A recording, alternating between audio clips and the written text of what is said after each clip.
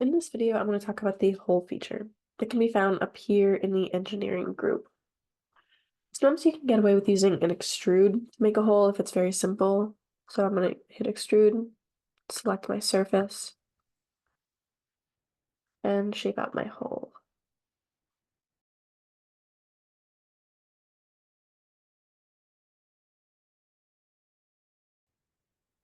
And choose my remove material, change my direction, and I'll keep it at a depth of 1/2 inch.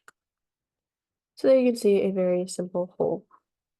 But I would actually recommend using this hole feature instead, even if it is very simple, just because it has a powerful library of hole profiles and types, and also because it's more organized in the model tree. So this hole just showed up as another extrude, but if I use the hole feature, it will say hole right here. So you can start by selecting your plane and then selecting hole or vice versa. Doesn't really matter. And I'm just going to start with a very simple hole. So you have two options, simple or standard, but let's just get started with simple. So I've already, as far as my placement, I've already selected this surface. It's highlighted in green. If I want to change it, I can right click, hit remove, and select a different surface. But I'm going to keep it up there. And there's a couple different types of placement we can do. First, I'm going to show you is linear. So we can do a couple things. We can click down here into offset references, and I'm going to hold my control key and select two different planes I want to reference in my hole placement.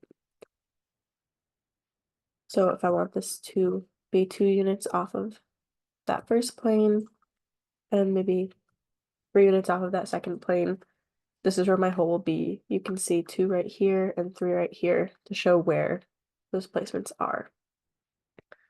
Another way that I can use the linear feature if I don't want it to be offset, oops, let me get back in there, is I can remove these and maybe I want it to be right on the intersection of these 2 planes. I still have this top surface selected, and you can tell if I have placement or offset selected based on which one is green. So if I want to go back to offset, double click on this and it turns green. So I'm going to hold my control key and select these 2 planes. And I want them to be right on those 2 planes. So I could set an offset of 0 and it's right where I want it. But we don't really want to have an offset of 0. We want to change that to a line. And it'll be on those 2 planes. It will be aligned on the intersection of those 2 planes. Or I can always have it offset from one and on the other. Now, the other type I want to show you is the coaxial. Linear and coaxial are probably the two you're going to be using the most. So I still have this top surface selected. I'm going to hold my control key still in the placement, and I'm going to select this axis here that goes through the center of this extrusion. And now it's on the surface and follows this axis here. So that's the coaxial feature. So I'm going to hit OK, and you can see my feature there.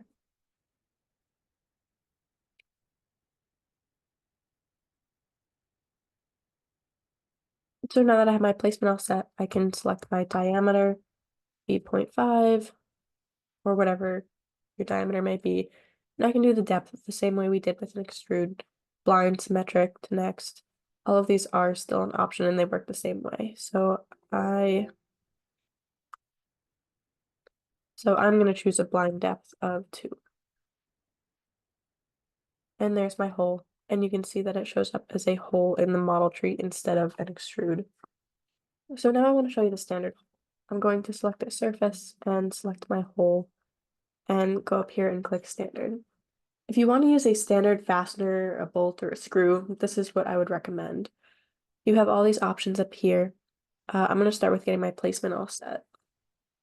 And I'm going to reference these 2 surfaces, holding my control key, and have them both be offset by 1 inch. And you can see my placement right there.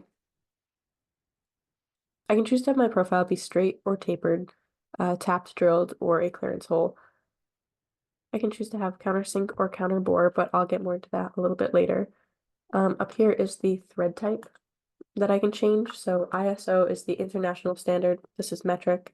UNC is for coarse threads and UNF is fine threads. So I'm going to keep it at UNC. And here in screw size, it will give me a bunch of different options of different types of screws. So you can look up what screw you're using and find it on this list. I'm going to choose something a little bigger so that we can see it clearly. And then, of course, depth works the same way. I'll do a blind depth of 1. Now I want to get into the countersink and the counter bore. So these really have to do with the shape of the hole. So I'm going to go into the shape tab right here. You can see that I have neither of them selected right now. But if I select the counter bore, it will modify this shape. And I can change these dimensions as needed. I can choose countersink and I will have similar options, or I can select them both if I want them both. I'm just going to choose the counter bore, and these are the dimensions that I want already. So I will hit OK. Since it's a standard hole, it gives me a lot of information. You can see right here. If I want to get this hole drilled in the machine shop, it gives me the drill number and the drill diameter needed to create this hole. I'm going to show you hidden lines to get a different view. So this is the true profile that you would have if you drilled this hole in a machine shop. I really recommend you play around with the hole tool, get used to different alignments, different sizes, and different shapes.